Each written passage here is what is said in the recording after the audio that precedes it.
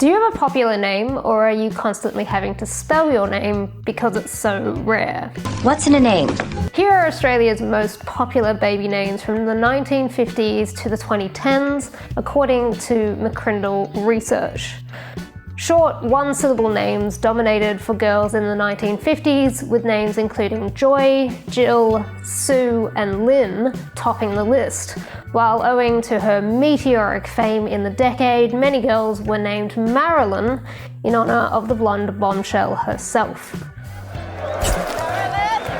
Marilyn! Meanwhile, commonplace names for boys in the 1950s included Frederick, Larry, Dennis, Victor, Graham, and Alan. Girls' names that grew in popularity during the swinging 60s were Ruth, Diane, Rosalind, and Gillian. For the boys, it was Neville, Lindsay, Terence, Murray, and as a nod to the old Blue Eyes himself, Frank. From Frank Sinatra. Australian classrooms in the 1970s began to be filled with girls named Anne, Janelle, Alison, Wendy, while the boys were Keith, Warren, Bruce, Nigel, and Derek. Maximum Derek.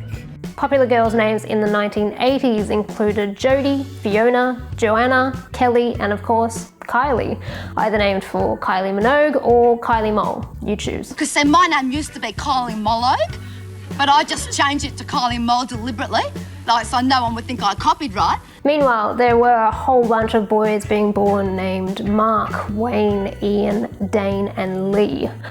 Once Australia reached the 1990s, you'd be most likely chillaxing in your crib with your mates named Michaela, Amanda, Lisa, Tegan, and Renee, while the guys in your group were probably named Matthew, Sean, Dean, Mark, or Trent. Thank you for that, Trent.